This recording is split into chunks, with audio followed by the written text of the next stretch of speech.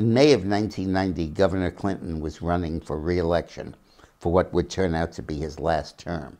He had initially been unsure as to whether to run or not, knowing that he'd run for president in '92. But he said he might as well do it so he'd have a place to fall back. And it was a routine re-election. He was very popular, fifth term. But all of a sudden, in the Democratic primary, this guy out of nowhere challenged him, and very effectively. He had ads where had Salvador Dali clocks stretched out to show how long he'd been in office. And he had one ad he shot at the airport of people waving goodbye to the plane that was taking Governor Clinton to Iowa to campaign. And he was really closing on Clinton, and I had a poll that said Clinton might lose the election. I flew to Arkansas to brief him.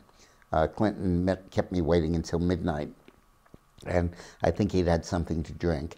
And he was violent. He was just fierce. He was cursing at me, screaming, yelling, red-faced. I had become a Republican in the interim, and the rest of the country, and grandfathered him in. And he said, "You're working for your Republican bosses. You're trying to defeat me. You're screwing me. You're effing me. You're disloyal," and just went crazy on me. And I had been working very hard to get him reelected and ultimately succeeded. And I was so annoyed at that. And I stormed out of the governor's mansion, and over my shoulder I yelled back at him, "Lose this damn election on your own. I quit." And I was about to reach the door of the mansion to walk out when I heard Clinton's hoofbeats behind me. And he grabbed me around the waist, threw me to the ground, and then knelt over me with his fist back to punch me.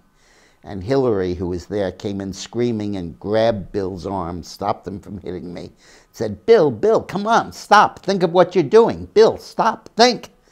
And Clinton jumped to his feet, spewing apologies, and I ran out of the mansion.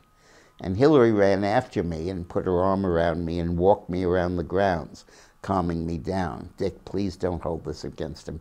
He was really crazy. He loves you, he needs you," and so on and so on. And then she said, "He only does this to people he loves." I'll leave you to interpret that.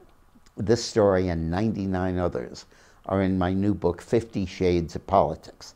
Each chapter is about 2 pages long, and they're all about my time with Clinton, my time in Arkansas with him, my work in all other states, my work in 40 countries around the world, my personal life, my autobiography.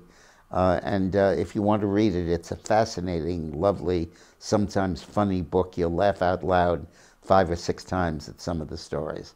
And it's easy to pick up and put down. Not put down, but to pick up. You can't buy it in a bookstore. It's available only at Amazon.com. $10.99 for a Kindle, $13.99. They print for you a paperback to order and send it to you. There's no warehouse. They print it to order. So go to Amazon.com and order yourself one. Thanks for watching. Books 50 Shades of Politics.